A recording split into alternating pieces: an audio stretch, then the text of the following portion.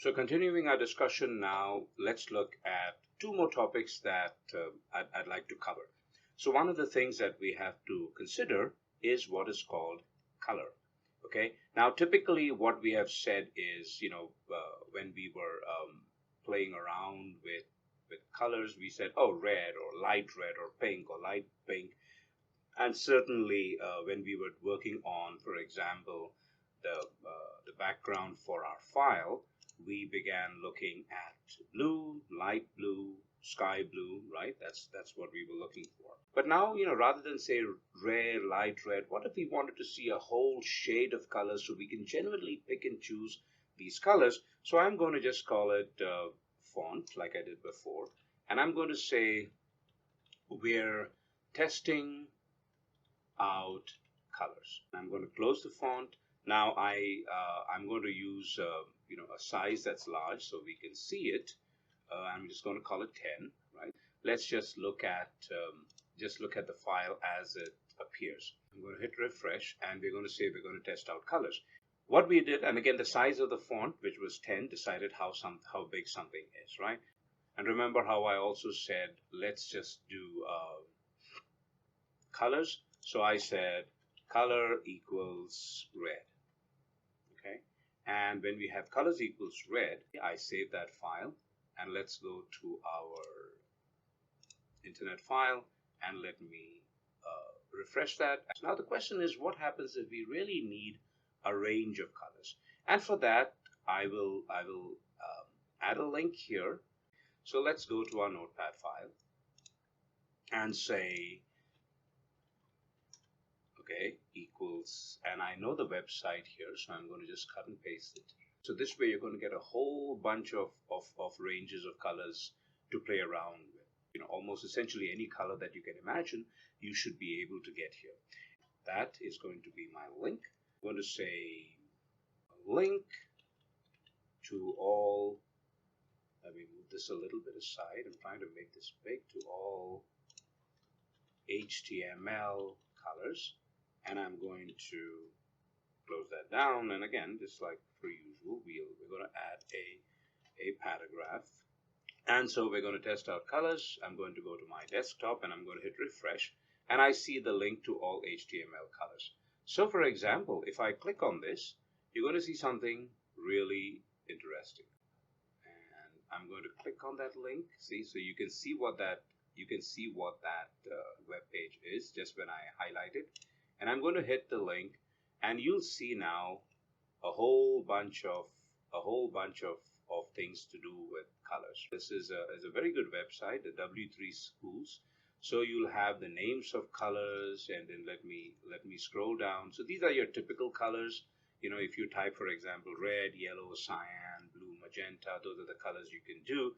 You can also, for example, try it yourself, and it'll tell you different ways. And I'm not, in this particular case, you'll see here there's something called style. I'm not going to worry too much about style for the purposes of this discussion, but hopefully I've given you enough that you can just, if you want to do something novel, you can just cut and paste it, and it will work, right?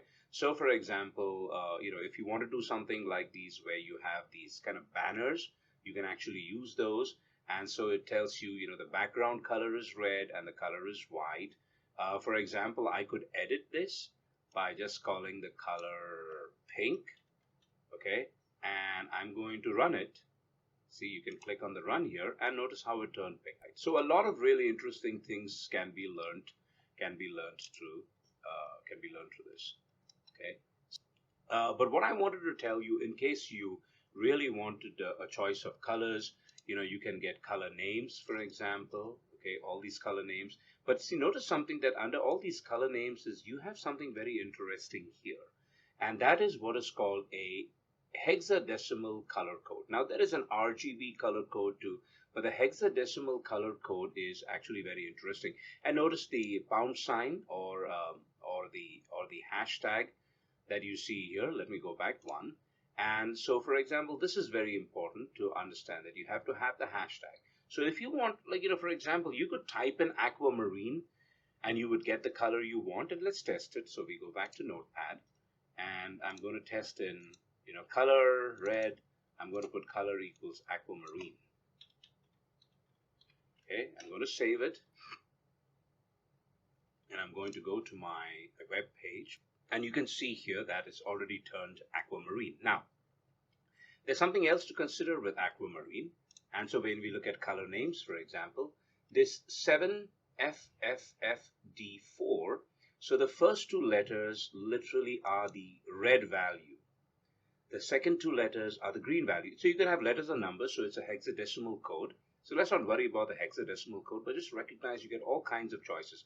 So now if I say I want to really modify the color very slightly, let's try, for example, the hexadecimal code. And how would we create a font out of that? And that means that anytime you use a color, even if you want to create the background color or a banner color, it doesn't really matter. For a color equals to that hexadecimal code should get you that color. Okay, so remember 7FFFD4. Okay, so now I'm going to go back to my notepad, and I'm going to create in the place of aquamarine, but remember the hashtag, okay, the pound sign, you young people like to call it a hashtag. So 7FFF, it doesn't matter whether it's uppercase or lowercase, D4. Okay, and I'm going to save it, and you'll see what happens when I go here and I refresh it. Nothing changes. Okay, which means now that rather than put the value aquamarine, I'm going to put in the code for it, right?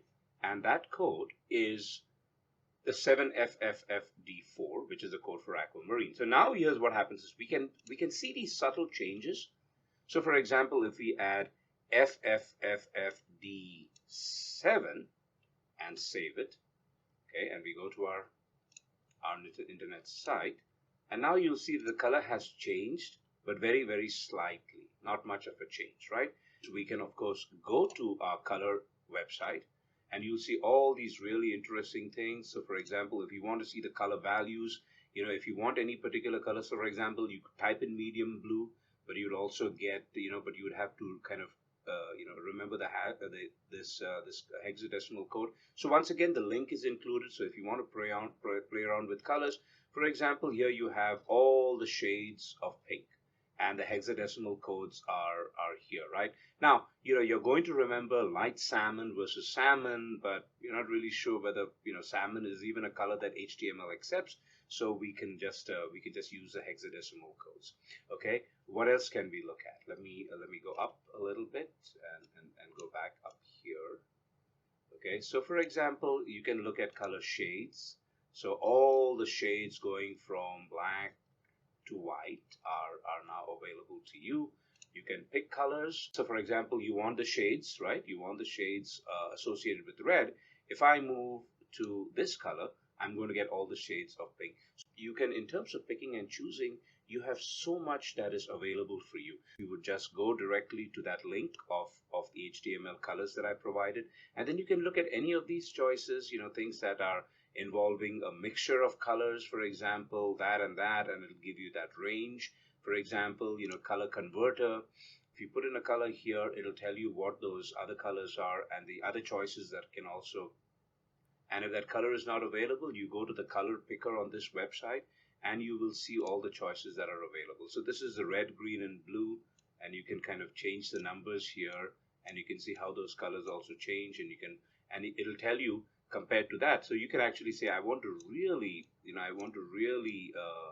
mix and match my colors here. So I go here, here, and here, and now it'll tell you what the hexadecimal code is, and you can then include it. So you can essentially any color that you can imagine, the hexadecimal code will cover it. And again, this is a nice little discussion on colors that you should consider. Let's go to the last topic of this particular week's discussion, and that is how do you create tables. Okay. So, and once again, just like everything else, I'm just going to type this stuff in a free form, so you can see exactly how it works. So let's create a table. So to create a table, you need a table, okay, and then remember, it's always a good habit to close the table, and that means anything associated with the table we will put in this table. And again, I hope you're beginning to appreciate that, even not the fancy stuff and the dynamic stuff and the web pages that keep changing and you put your mouse over it, all of that will come later, okay? But get an appreciation for the fact that you can actually develop a pretty effective web page. You could say, hey, I want to create a web page where I can put my wedding, my friend's wedding pictures or my birthday pictures. And here's the big frame, and it's composed of all the pictures, and you click on it, and some of them might be linked, some of them you click on the picture becomes a bigger picture, and so all of these really interesting things can be done. Okay, so we're creating a table. Now you want to create a row, right? You want to put in stuff in rows, and so a table row is tr. Now I'm going to create a simple table, and of course, using that information, you can add to it, and I'll give you a link which tells you, all the tables. For example, if you have one heading, one row, and then that row is divided into two more rows, or one column which is divided into two columns, and split columns and things like that. There's all the ways to do it. For this discussion, we'll just keep it very simple. But once you understand it, those other things, extending to those other things actually becomes pretty straightforward also. And let's say I'm going to have a row of names, ages, and phone numbers, right? So in my row, now this is a row, right? And I'm going to have a table, and you can do other things with the table, and we'll worry about that later. And so, for example, I want to have a heading, which means the heading should be bold, right? Name, let's say I'm going to have two people. I'm going to call them John Doe. I'm going to call them Jane Doe. And I'm going to have I have an age, and I'm going to have a phone number. But now what happens is, remember at the top of the table, you always have the title of that column, so it would be name. So now, first I create a row, that'll be my topmost row, and I'm going to call table heading, TH. Okay, the first table heading is name, and then I'm going to close that table heading. The second table heading, okay, is TH again, and I'm going to call age, and I'm going to close that. And the third table heading is again TH, and that is phone number. And I'm just going to put XXX, so I'm not going to divulge anybody's phone numbers here, and I'm going to close it. So now in my first row, okay, this is the row that I've created, and the top row, I create the top row. Now, aren't you curious to see exactly, I'm going to save it, exactly how the table is heading? And so let's go to our web page.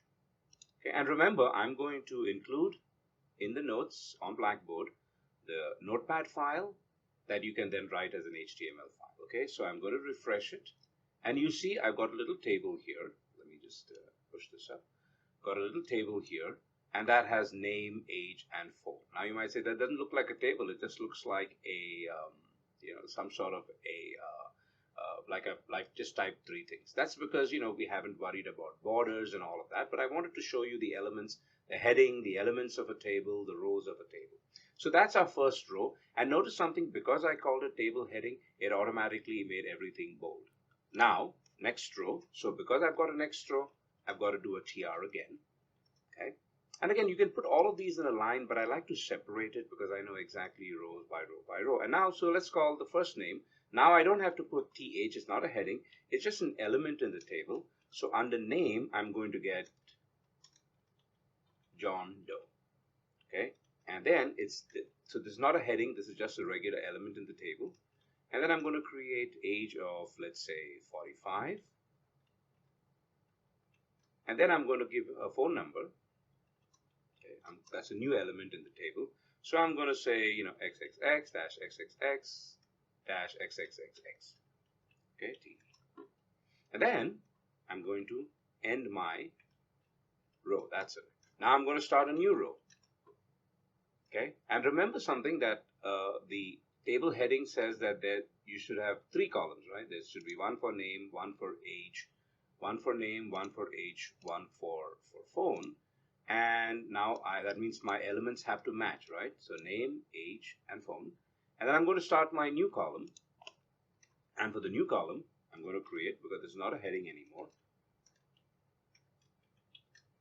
Jane Doe.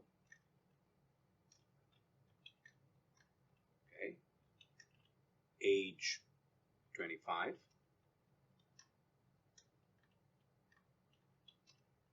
And phone number, area code YYY.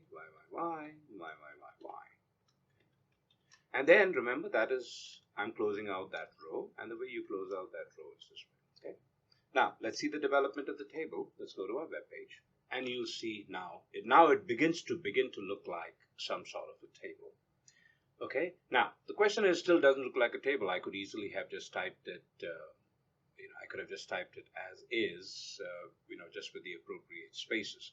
Okay. So now one thing we can do is we can go back and go to our notepad file, and then here in table we can say, let's create a border, and I'm going to call border equals 1.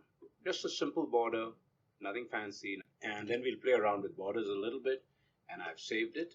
So we go to our web page and we hit refresh, and look, now it's created a border. Just as simple as that. So now we have a table. What if we said the table has to be the length of, what if we say the table has to kind of expand? Sometimes you might have a squished web page, sometimes you might have an big web page because you've maximized it, so you want the table to reflect that. You see the way you put the border, and if you put width equals 100%, it's just going to, if you squish your web page, the table gets squished. Or else it'll just take the expand to the width of the table. Okay, that's 100%. Now let's look at that. Let's look at exactly how this is supposed to work. We'll save the file. We'll go back to our internet web page, and I am going to refresh, and look, it went to the length of the page. Let me just squish the page a little bit. See, I made the page narrow, and now it decreased accordingly. Okay, and all that it takes to do that is you change your width to 100%. One of the things that you might also want to say is, well, I want some tables to be some widths to be large, some widths to be small. What if I had my width of the rows of the first column to be 25, so I do width equals 25%, and then remember I'm going to have to change that width for every one of these, for all my TDs, right, related to name. The age width, so let's make this actually 35%, and let's make the age width to be 15%, width to be 15%, and I'm going to have to copy this for all the others also. And there are probably a lot more dynamically easy ways to do this, but just because we're kind of in the learning process right now. And then that 35 plus 15 is 50, and let's make the width of the phone to be 50%. That'll give us 100%. And so I'm going to then put that in there. And I'm going to put that in there. Okay. And now let's see what it looks like. So now what happens is, though the 100% of the width will change, I can now say I want certain rows, certain columns to be certain width. And it makes perfect sense because it is a reflection of the size. So everything doesn't have to be equal. The 100% will typically will take care of most of it, but let's just have a little bit of control over what we're doing here. Okay, so I'm now going to go back to my web page, and I'm going to refresh, and you'll see that something got messed up. So one of these went out. So that's not a good idea, clearly. So once again, let's look at our notepad. And I made some mistakes. So let's see, our width is 35%, right, for the name. 15%, you've got to make sure that you have spaces here so it doesn't treat it weirdly. See, this was even misspelled. So WI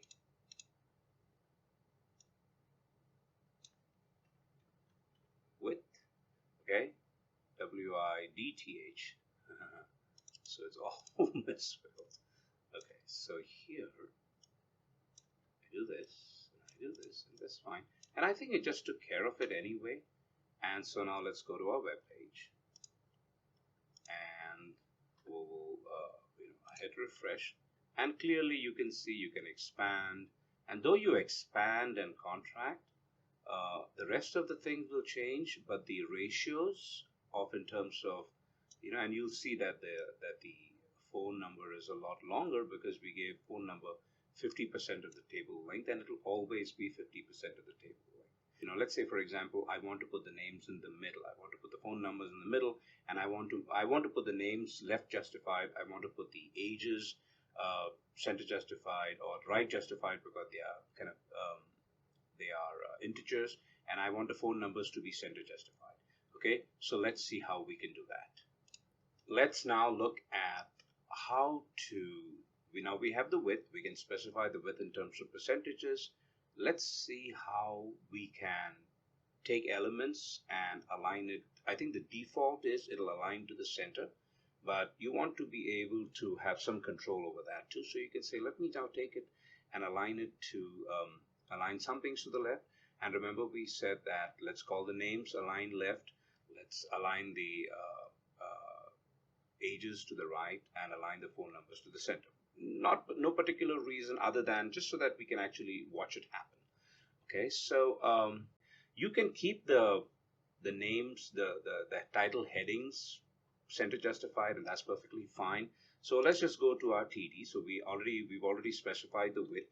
So you type in, you call it align, and you say left. Okay, and I'm just going to cut and paste it just to make life a little simpler. And I'm going to cut and paste here. Okay, and then I'm going to keep the age, the heading to be the same, and I'm going to, let me see if I can move this around a little bit lower so you can see what's going on. Align equals right. Oops, did I say right? Yeah, I meant right for this, and I'm going to cut and paste it here, and then we'll take the phone numbers. And we'll take the phone numbers and we'll align it in the center. Let me put a little bit of space there. And then let's look at this thing and let's move it to the side so we can actually watch this, watch the phone numbers get aligned to the center. And so I'm going to, not the TH, yes, just the TD, align center. Okay, and I'm just going to align that to the center.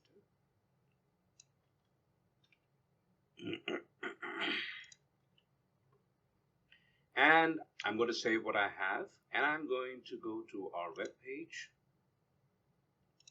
and you'll see that automatically the name, the age, and the phone were center justified. That's kind of the default. But I use align left for the name, align right for the age. And again, you might say it looks kind of weird. That's fine. You can use your own choice. You might say, well, the table is too big, it looks a little weird. I can squish everything so it appears perfectly fine. Let me go back to my basic notepad file, and I can change my table.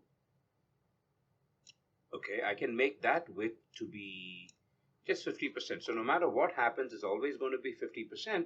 Let me align the whole table to the center of the page. And now let's go to our web page and let's hit refresh.